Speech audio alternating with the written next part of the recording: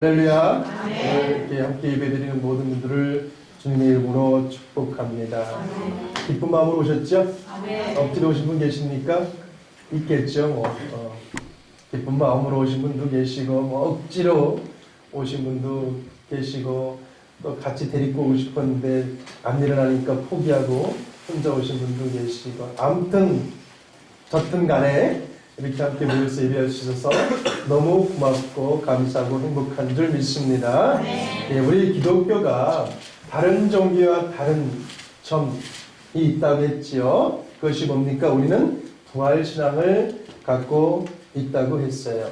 하나님께서 인간을 만들어서 아담과 하와를 만들어서 에덴 동산에 살게 하셨죠. 영원히 그곳에서 살기를 하나님은 원하셨어요. 그런데 그들이 그곳에서 선악과, 죄를 알게 하는 선악과를 따먹게 되지 않습니까? 그래서 하나님의 말씀에 불순종해서 하나님께서 그들을 에덴 동산에서 쫓아내버립니다. 죄를 범했으니까 불순종해서 에덴 동산에 쫓아내요. 그리고 하나님께서 뭐라고 말씀하시냐면 창세기 3장 22절에 여호와 하나님이 이르시되 보라 이 사람이 선악을 아는 일에 우리 중 하나같이 되었으니 그가 그의 손을 들어 생명나무의 열매도 따먹고 영생할까 하노라. 저들이 선악과를 따먹었어요. 하나님 말씀에 불순종해서 선악과를 따먹었어요. 그걸 따먹고 하나님은 뭘 걱정하십니까? 그들이 또 뭘 따먹을까봐? 생명나무의 열매를 따먹을까봐. 이 생명나무의 열매는 뭐예요? 저걸 먹으면 죽지 않고 영원히 사는 거예요. 그러니까 저걸 따먹을까봐 하나님께서는 저들을 에덴 동산에서 쫓아내셨다는 거예요. 여러분, 여기에는요, 정말 하나님의 놀라운 사랑의 비밀이 숨겨져 있어요. 우리가 생각할 때는 하나님께서 인간을 에덴 동산에 쫓아냈다 라는 말로 끝날 수 있지만 하나님께서 저 하와와 아담을 죄를 범한 저들을 에덴 동산에 쫓아내실 때에는 하나님의 놀라운 사랑이 그 사랑의 마음이 숨겨져 있다는 거예요. 한번 생각해 보세요. 하나님 말씀에 불순종해 저들이 뭘 먹었다 그랬죠? 선악을 알게 하는 나무를 먹었어요. 그 죄를 범했어요. 그리고 이어서 저들이 뭘 따먹어요? 생명나무의 열매를 따먹고 죽지 않고 영원히 산다고 하면 결국은 누구의 종으로 살게 되는 겁니까? 사탄의 종으로 살게 됩니다. 하나님은 그걸 원하지 않았던 겁니다. 내가 정말 사랑하는 나의 형상을 닮아 지은 내 자녀들이 죄의 종으로 사탄의 종으로 영원히 사는 것을 하나님은 도저히 볼 수가 없었던 거예요. 그래서 저들을 에덴 동산에 쫓아내버린 거예요. 그리고 하나님께서 천사들을 시켜서 그 에덴 동산으로 들어오는 입구를 딱 철저히 지키십니다. 창세기 3장 24절 말씀에 보면 이같이 하나님이 그 사람을 쫓아내시고 에덴 동산 동쪽에 그룹들과 두루 도는 불칼을 두어 생명나무의 길을 지키게 하셨다. 우리는 에덴 동산에 쫓겨나서 이제 그곳에 갈 수 없습니다. 그러나 중요한 것은 우린 반드시 그곳에 가야 될 줄 믿습니다. 왜 가야 돼요? 그곳이 우리의 본향이니까 가야 되는 거예요. 내 고향 땅이니까 가야 되는 겁니다. 원래 우리는 그곳에 살아야 돼요. 하나님과 함께 영원히 살기 위해서 만들어진 존재들이에요. 에덴 동산에서 우리는 살아야 돼요. 비록 쫓겨는 났지만 그곳으로 돌아가야 된다는 소망을 우리가 품어야 되는 거예요. 하나님도 우리를 쫓아내실 때는 영원히 쫓아내서 다시는 만나지 않겠다는 것이 아니고 사랑의 마음을 담아서 일단 사탄의 종의 사슬에서 영원히 살지 않게 하기 위해서 쫓아내신 후에 다시 우리가 그곳으로 돌아오기를 하나님도 간절히 원하고 계시다는 거예요. 그래서 우리는 반드시 그곳에 돌아가야 되는데 돌아갈 수 있는 방법은 딱 하나밖에 없습니다. 그것이 뭐예요? 예수 그리스도를 나의 내가 예수 그리스도를 영접하는 것 외에는 방법이 없는 거예요. 예수님을 믿지 않는 길 외에는 그곳에 들어갈 수 있는 방법이 없어요. 그러니까 예수님이 뭐라고 합니까? 요한복음 14장 6절 한번 여러분이 같이 읽어보시겠습니까? 시작. 요한복음 14장 6절 시작. 예수께서 이르시되 내가 곧 길이요 진리요 생명이니 나를 말미암지 않고는 아버지께로 올 자가 없느니라. 예수님 말씀하시는 거예요. 하나님은 우리를 사랑해서 에덴 동산을 쫓아낸 거예요. 왜? 사탄의 종으로 죄를 보면서 영원히 고통받으며 사는 걸 원하지 않고 쫓아내시는 길을 만들어 주셨어요. 다시 돌아올 수 있는 길을 만들어 주셨는데 그게 누구다? 예수 그리스도. 예수님을 영접하면 다시 올 수 있다. 그래서 예수님이 말하는 내가 곧 길이요 진리요 생명이니 나를 통해서 아버지 나라 너희들의 본향 에덴 동산으로 돌아갈 수 있다라고 말씀하고 있는 거예요. 그래서 예수님이 이 땅에 오신 줄 믿습니다. 그리고 우리를 위해서 십자가를 지고 우리의 죄를 십자가에 대속하기 십자가에 지고 죽으셨고 그리고 부활하시고 그리고 다시 하나님 나라로 올라가시면서 우리에게 뭐라고 말씀하십니까? 요한복음 14장 2절 3절 한번 같이 읽어봅시다. 시작. 내 아버지 집에 거할 곳이 많도다. 그렇지 않으면 너희에게 이르시되 내가 너희를 위하여 거처를 얘기하러 가노니 가서 너희를 위하여 거처를 얘기하면 내가 다시 와서 너희를 내게로 영접하여 나 있는 곳에 있게 할 것이다. 할렐루야. 유대인의 결혼 문화는 이래요. 신랑이 마음에 드는 신부가 있으면 바리바리 싸들고 신부집으로 갑니다. 신부집으로 가서 신랑이 신부집에서 일주일 동안 파티를 합니다. 파티를 할 때 온 동네 사람들, 친인척들이 다 모여요. 야, 저 집 딸 결혼하는데 신랑감이 왔대. 파티한데 가서 그 신랑이 어떤 사람인지 한번 우리 보자. 정말 신부를 행복하게 해줄 수 있는 사람인지 한번 보자. 그래서 동네 사람이 다 모여요. 그때 신부는 나타나지 않아요. 그래서 일주일 동안 계속 파티하면서 같이 그 신랑하고 대화를 해봅니다. 교제를 합니다. 우리가 잘 알고 있는 말씀이 있거든요. 삼손이 그랬지 않습니까? 딥나 여인하고 마음에 들어서 아버지하고 그것으로 가다 사자도 죽이고 가서 일주일 동안 파티하는 거예요. 그럼 마지막 날 이제 신부가 나옵니다. 그럼 신랑이 포도주를 따라가지고 신부 앞에 딱 갖다 줘요. 그럼 그 포도주를 신부가 딱 받아 마시면 내가 마음에 더 든다는 거예요. 그러니까 신부는 이렇게 보는 거예요. 몰래 일주일 동안 파티하는 동안 이렇게 보는 거예요. 마지막에 포도주를 딱 받아서 마시면 나 당신하고 결혼할 거예요 라고 결혼을 생각하는 거예요. 그러면 신랑은 너무 기쁜 거죠. 기뻐서 어떻게 하냐면 다시 자기 집으로 돌아갑니다. 그때는 공동체잖아요. 공동체 사이니까 돌아가면 그 공동체 대장이 누구예요? 아버지잖아요. 신랑의 아버지. 그러니까 아버지한테 말하는 거죠. 아버지, 신부하고 결혼하는데 신부가 제 결혼을 승낙했어요. 이제 저 여인을 데리고 와야 돼요. 그러니 아버지, 공동체 안에 내가 저 여인과 함께 살 수 있는 집을, 방을 만들어 주세요. 아버지한테 얘기해요. 그럼 아버지가 그곳에 둘이 결혼해서 살 신혼집을 딱 만들어 줍니다. 준비가 되면 그때 신랑이 다시 신부의 집으로 가서 뭐라고 해요? 야, 우리가 함께 살 집이 만들어졌으니까 같이 가자 하고 신부를 데리고 아버지 집으로 가는 거예요. 그래서 삼손이 파티 끝나고 아버지 집에 와서 거처할 곳을 준비하고 딱 갔더니 신부가 다른 놈하고 결혼한 거야. 그래서 삼손이 화가 나니까 어떻게 합니까? 다 죽여버리잖아요. 예수님이 지금 말씀하고 있는 거예요. 너가 나를 영접했어? 너 나와 결혼하겠어? 신랑 대신 예수님이 말씀하는 거예요. 나와 함께 결혼할까? 좋아, 내가 이제 너를 아버지 집에 데리고 가기 위해서 내가 먼저 아버지 집에 갈 거야.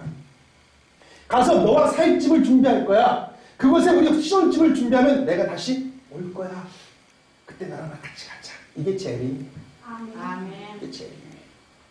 지금 예수님이 뭐라고 하는 거예요? 내가 너를 위해 이 땅에 왔고 내 죄를 대신 짊어지고 십자가에 못 박혀 죽었으니 내가 곧 길이요 진리요 생명이니 이제 너는 나를 통해서 아버지 나라 갈 수 있는 나의 신부가 됐어. 이제 우리는 약혼을 한 거야. 기다리고 있어. 캄보디아로 짬띠에 기다리고 있어. 내가 아버지 집에 가서 살 집을 만들면 내가 다시 올게. 이게 재림이란다.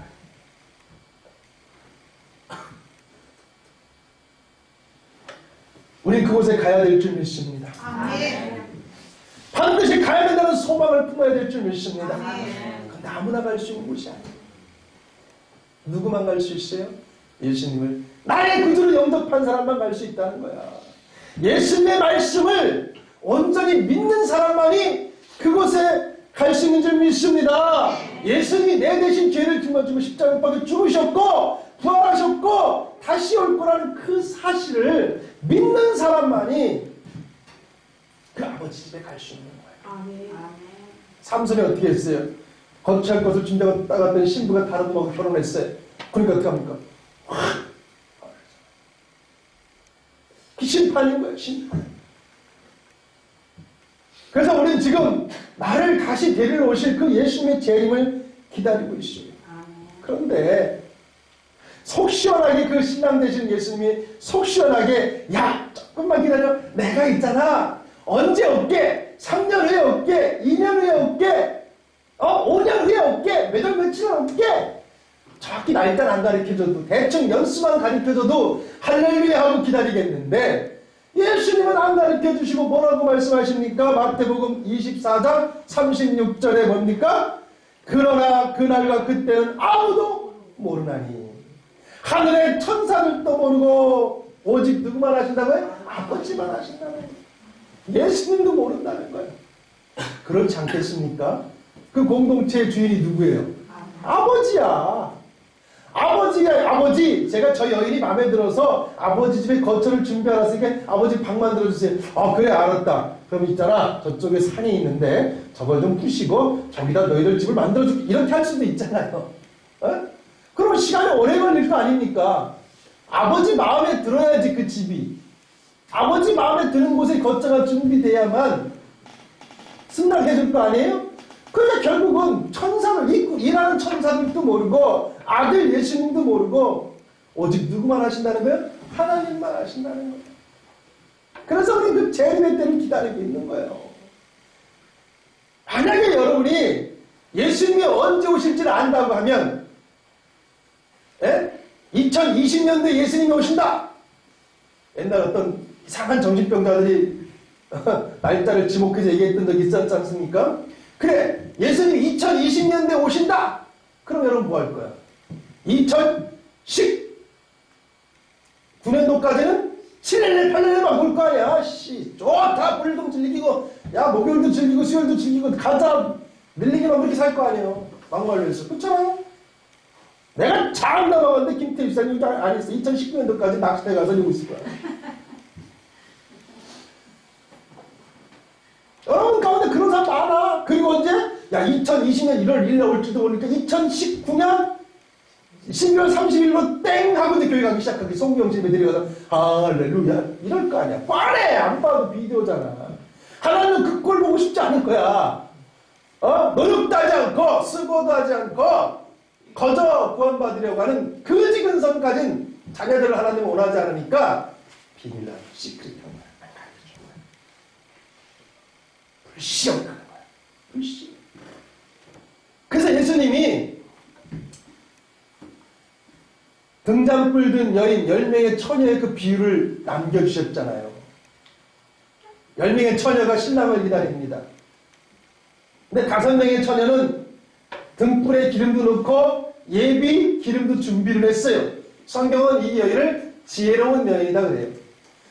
또 5명은 예비 기름 준비하지 않고 등불 기름만 딱 준비했어요. 근데 이미 신랑이 안 오는 거야. 올 것 같은데 안 오는 거야. 그러니까 기다리다 10명의 처녀가 지쳐서 졸고 자고 있었어. 근데 갑자기 막 시끄러운 거야. 신랑이 온다 그러면 신랑이 온다. 그러니까 눈이 번쩍 떠서 신랑 온다고 하니까 막 급하게 이제 일어나서 신랑 맞이할 준비를 했어. 그런데 예비 기름을 준비하지 않은 사람들 불빛이 흔들리기 시작하는 거예요. 기름이 부족한 거예요. 시간이 오래 걸린다. 그러니까 어떻게 급하게 이 미련한 여인들이 그 지혜로운 여인들한테 야 우리 기름 좀 빌려줘 그래요. 그랬더니 여인들이 뭐라고 합니까? 야 우리 쓸 것도 부족해. 그러니까 빨리 가서 사와. 이 소리를 들은 이 미련한 여인 5명이 급하게 기름을 사러 가지 않습니까? 그때 예수님이 와요. 그리고 5명의 처녀들이 있고 잔치석상으로 들어가십니다. 그리고 문을 닫아버려요. 나중에 5명의 여인이 기름 사갖고 막 와서 예수님 문 열어주세요. 신랑 되는 예수님 문 열어주세요. 그랬더니 예수님이 뭐라고 하십니까? 마태복음 25장 12절 13절 여러분이 한번 읽어봐요. 여러분의 모습이니까 시작. 내가 너희를 알지 못하느라 그러나 주께하시라 너희는 그날과 그때를 알지 못하느니라. 늦었다는 거야. 늦었다는 거야. 늦었다는 걸 뭐라 그래요? 그런즉 깨어 있으라. 깨어. 내가 언제 올지 모른다고 했잖냐. 그러니 깨어서 항상 스탠바이하고 있었어야지. 미리미리 준비하고 있었어야지. 이 미련한 것들아 이러는 거예요. 여러분 신랑이 오시는 그날, 주님이 오시는 그날, 내가 죽는 그날이 언제인지 우리는 몰라요. 그래서 항상 우리는 그날을 위해서 준비된 성도들이 되어야 될 줄 믿습니다. 아멘. 여러분 가운데 나 언제 죽어요? 아시는 분 계십니까? 여러분 가운데 자신 있게 나 죽으면 천국 갑니다 라고 말할 수 있는 분이 몇 분이나 계시겠습니까? 자신 없잖아요. 솔직한 얘기로. 그래서 우리가 신앙생활을 그냥 그저 그렇게 하는 것이 아니고 수고하고 노력하면서 해야 되는 거예요. 여러분, 야, 뭔가를 준비한다는 것, 미리미리 준비한다는 것, 거저 주어집니까? 노력해야 주어지는 거예요. 수고해야 그 주어지는 거예요. 호삼들 마찬가지 아니에요. 내가 좋은 대학 가고 싶어요. 그러면 초등학교 6년 놀고, 중학교 3년 놀고, 고등학교 3년, 2년 반 놀다가, 야, 이제 수능이다. 조금 공부할까? 이래서 대학 갈 수 있어요? 못 가요. 못 가요. 그렇게 갈 수 있는 대학이 있으면 먹부대학밖에 없어요. 여러분, 그만큼 수고하고 노력하고 갈 수 있는 곳이에요.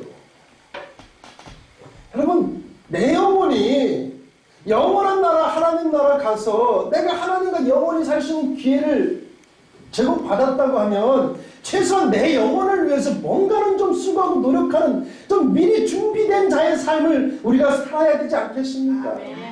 그러지 못한다면 이건 미련한 놈들이에요. 죄송합니다. 그러나 미련한 건 미련한 거라고 해야지 어떻게 해요.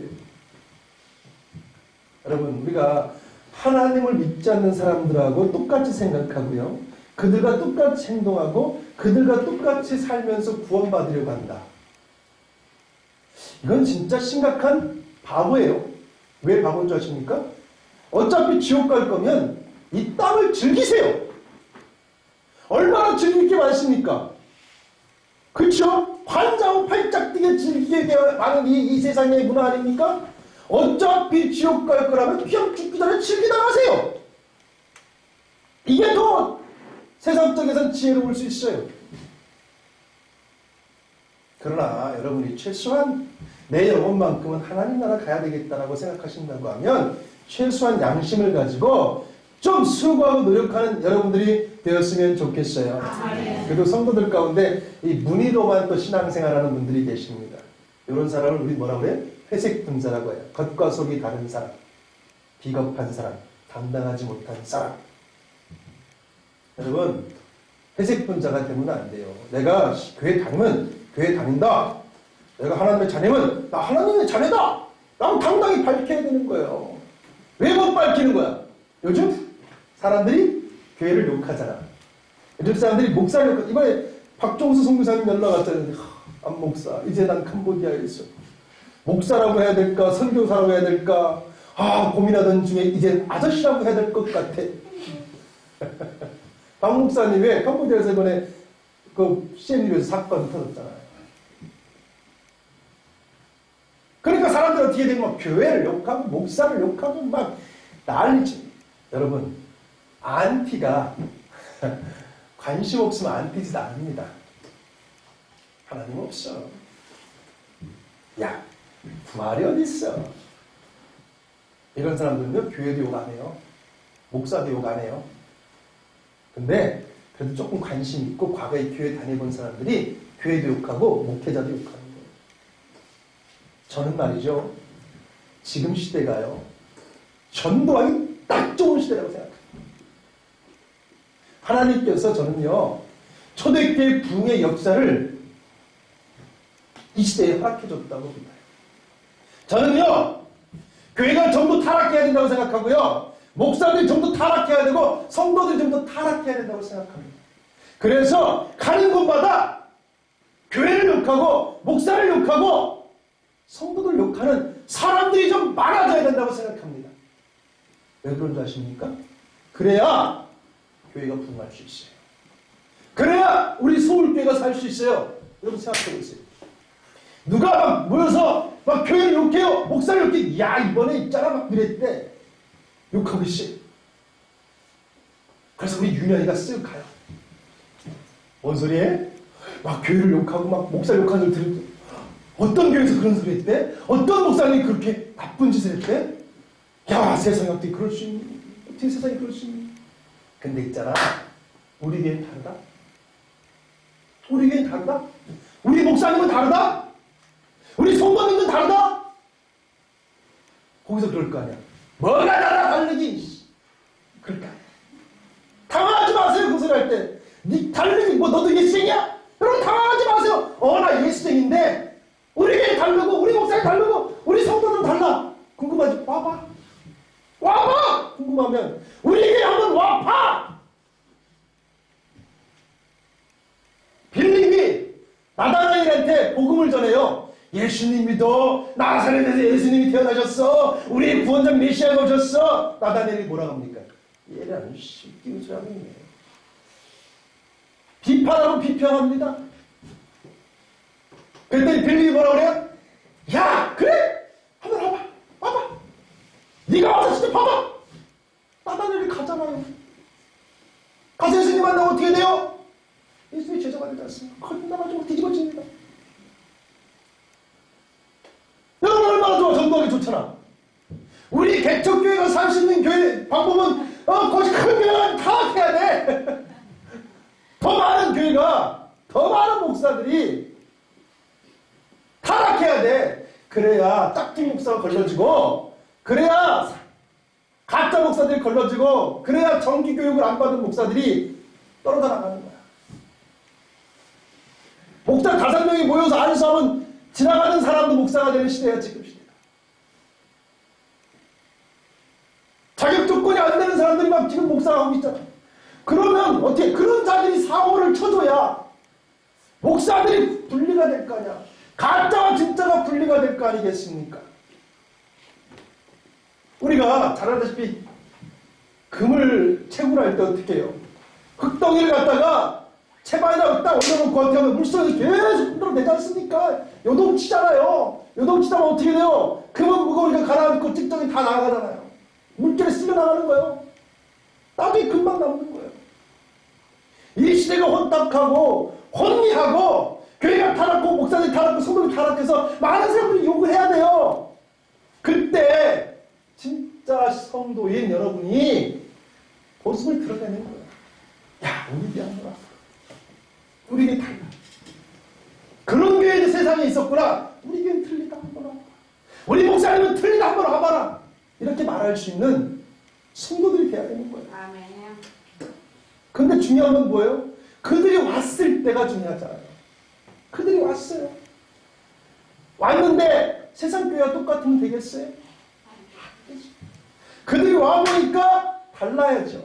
정말 다르구나. 저 사람 말대로 다르구나. 서울교회는 다르구나. 사랑이 있구나. 날마다 잔치하는 교회구나. 이곳이 곧 지상의 천국이구나. 참 사랑이 이곳에 있구나.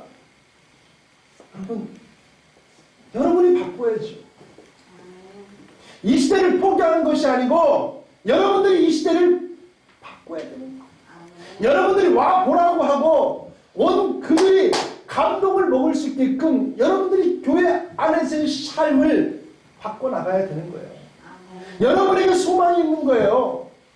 한국교회가 소망이 없는 것이 아니고 여러분을 통해서 소망의 빛이 있는 줄 믿습니다. 여러분이 달라지면 되는 거예요. 여러분이 변화가 일어나면 되는 거예요. 그리고 가서 외치는데 와봐. 우리 교회 한번 와봐. 그런 성도가 하나님은 뭐예요?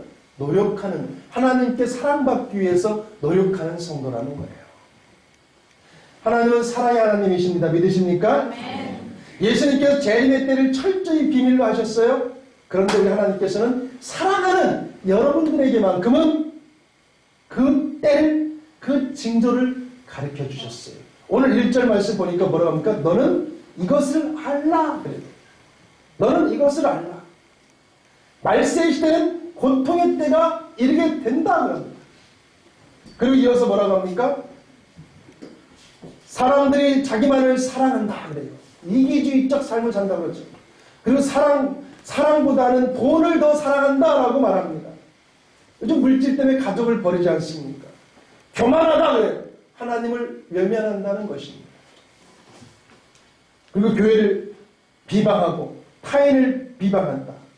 부모를 거역한다. 심지어 부모를 죽이지 않습니까? 인정이 없다. 억울한 일들이 많이 생긴다. 서로 모함한다. 절제하지 못한다. 감정 조절 못하잖아요. 요즘 사람들. 배신한다. 자만한다. 쾌락을 사랑하기를 하나님보다 더 사랑한다. 이게 동성애를 얘기하는 거예요. 여러분 동성애를 시작한 나라는 다 망했습니다. 하나님은 동성애를 제일 경멸하셔요.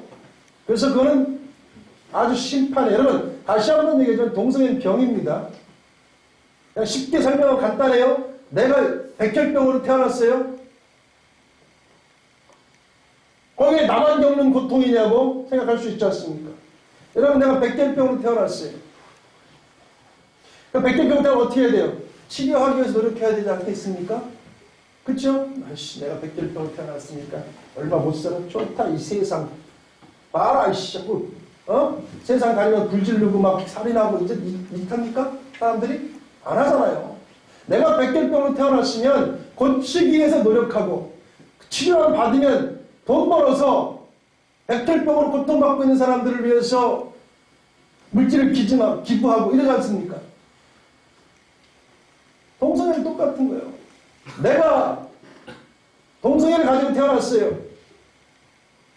그러면 내가 그렇게 가지고 태어났다고 해서 그것을 자기 만족을 위해서 쾌락을 즐기는 것이 아니고 왜 하나님께서 나에게 이렇게 주셨을까? 그래, 이것을 지키자.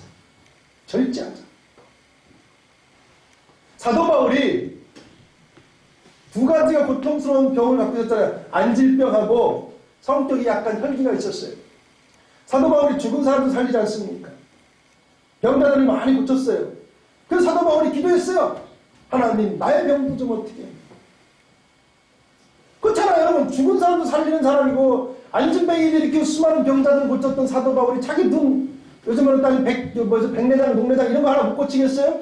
하나님 제 눈을 밝게 해주시면 제가 좀 더 많은 편지를 쓰고 좀 더 많은 전도를 다닐 텐데 제 눈 좀 고쳐주세요.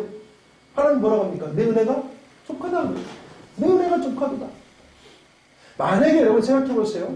사도 바울에게 기도했더니 그 눈이 안질이 있고 치료받았어요. 사도 바울이 혈기가 있는 사람이에요. 혈기 있는 사람은 뭐가 동시에 있는 자세요? 교만이 있어요. 제가 그거 잘 알아요. 왜? 제가 혈기가 있거든요. 제가 혈기가 있어서 저도 교만이 있어요. 하나님은 정확히 아세요. 사도 바울을 누가 만들었어요? 하나님 만들었으니 정확히 알죠. 그러니까 너 이거 고쳐지면 야, 네가 말씀 좋지, 똑똑하지, 능력 있지, 권세 있지, 인물은 좀 떨어지지만 네가 얼마나 교만해지고 그럼 교만하면 패망의 선봉이니까 지옥 가요, 천국 가요? 지옥 갈 수밖에 없으니 사도 바울을 사랑하니까 안 고쳐주고 뭐라고 하십니까? 내 은혜가 족하다. 내 은혜가 족하다는 건 뭐예요? 네가 나를 안다는 것이, 진리를 안다는 것이 족하다는 거예요. 여러분, 지금 여러분 제 앞에 서 있는데 제가 지금 사꾼 목사처럼 보입니까? 제가 이단 교주 같아 보여요? 그렇지 않잖아요? 이 은혜가 족한 줄 믿으셔야 되는 거야. 성도가 진짜 참 목사 만나서 신앙생활 한다는 건 능력이 있든 없든 은혜인 줄 아셔야 되는 거야. 여러분이 진리의 길로 가고 있다는 건 은혜인 줄 아셔야 되는 거야. 이단의 소굴에 가서 지금 앉아서 이러고 있는 것이 아니고 진리가 있는 교회 안에서 성령의 역사가 있는 교회 안에서 신앙생활하고 있다는 것 자체가 은혜인 줄 아셔야 되는 거야. 그래서 은혜가 족하다는 거예요, 여러분. 동성애도 마찬가지인 거예요. 내가 비록 보는 견주 염색자가 잘못돼서 동성애라고 태어났다 할지라도 이거 내가 참는 거야. 내 은혜가 조카도다. 내가 하나님을 알고 진리를 알고 내가 신앙생활 하는데 내 안에서는 자꾸 이 동성적 마음이 파도를 칠 때 이걸 말씀과 기도로 때려치면서 이까지 것쯤이야 나를 위해서 죽으신 예수님의 그 사랑이 어찌 비하였어. 이겨내는 것 이게 참 승리자의 모습이고 이게 하나님께 사랑받기 위해서 노력하는 자의 모습인 거예요. 여러분 그거를 자기 쾌락과 만족을 위해서 그걸 끄집어내서 에이 이거는 저주받는 거예요. 동성애는 병이에요. 병. 충분히 고칠 수 있고 치료할 수 있는 병이에요.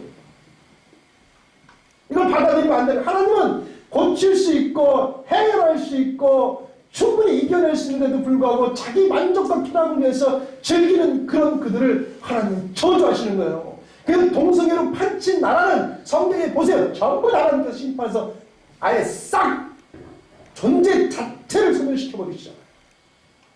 이게 하나님을 여러분 세상 문화를 세상 쾌락을 더 사랑하는 거예요. 요즘 시대가 지금 이렇다고 합니다. 성경에서 말씀하고 있는 이 말세의 때가 이렇대 징조가. 그렇다고 생각해보세요. 여러분들이 조금만 상식이 있고 조금만 지혜가 있는 분들이라고 하면 이 시대가 언제야? 이 시대가 언제요? 지금이요. 조금만 상식이 있고 조금만 깨어있는 사람이라면 지금 시대가 이 시대예요. 대한민국 봐 지금. 나라가 어떻게 되는지 보세요 지금. 이 시대가 지금 이렇다는 거예요. 그런데 하나님께서 이토록 사랑하셔서 예수님을 통해서 이 종말의 때 징조가 어떻게 나타날 것이라는 사실을 이렇게까지 자세히 가르쳐줬는데도 불구하고 세상 사람들과 똑같이 생각하고 똑같이 행동하고 똑같은 삶을 살아간다고 하면 진짜 미련한 사람인 거지. 지혜로운 사람들은 어떻게 돼요? 결단하는 거예요. 야, 이 시대가 종말의 때구나. 생각해보니까 그렇구나. 이 시대가 심각한 때에 내가 살고 있구나. 그렇구나. 최소한 내가 영적 양심을 가지고 좀 구별된 삶을 살아야 되겠구나. 심각하구나 이거. 내가 결단해야 되겠구나. 달라져야 되겠구나. 내가 더 이상 숨기지 말아야 되겠구나. 내가 참 그리스도인임을 드러내고 우리 교회 한번 와봐! 라고 외칠 수 있는 사람이 되어야 되겠구나. 이런 결단이 여러분에게 있어야 될 줄 믿습니다. 자, 하나님께서 네 가지 예언을 하셨다고 했지 않습니까? 첫 번째 예언이 뭐예요? 메시아가 오실 거다. 우리를 구원할 메시아가 오실 거다. 두 번째 예언이 뭐예요? 그분이 내 죄를 대신해서 십자가에 못 박혀 죽을 거다. 세 번째 예언이 뭡니까? 그분이 부활하실 거다. 내를 위해서 죽으셨던 분이 부활하실 거다. 네 번째 예언이 뭐예요? 다시 오실 것이다. 자, 그러면 첫 번째가 내 죄를 담당하실 메시아가 오실 것이다. 두 번째가 그분이 내 죄를 짊어지고 십자가에 못 박혀 죽을 것이다. 이루어졌어요? 안 이루어졌어요? 세 번째가 그분이 부활하실 거다. 이루어졌어요? 안 이루어졌어요? 네 번째 예언이 뭐예요? 그분이 다시 오실 거다. 이루어졌어요? 안 이루어졌어요? 진행 중이죠? 자, 그럼 생각해보세요. 네 가지를 하나님이 예언하셨는데 첫 번째, 두 번째, 세 번째가 이루어졌다면 네 번째 이루어질까요? 안 이루어질까요? 이루어지지. 반드시 이루어지는 거야. 이걸 깨닫지 못하면 바보인 거야. 네 가지 예언 가운데 세 가지가 이루어졌다면 한 가지 이루어지는 거야. 우린 지금 이 한 가지가 이루어질 거라는 사실을 믿으며 살아야 된다. 물론 하나님을 믿지 않는 사람은 코 웃음을 치겠지만 여러분은 믿으셔야 될 줄 믿습니다. 믿으신다면 하나님께 사랑받기 위해서 노력하는 여러분들이 되었으면 좋겠습니다. 자, 5절 말씀을 보겠습니다. 여러분이 한번 5절 말씀을 읽어보시겠습니다. 시작.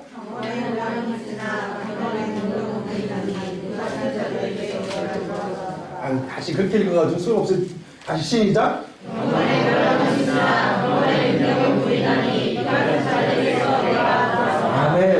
아멘.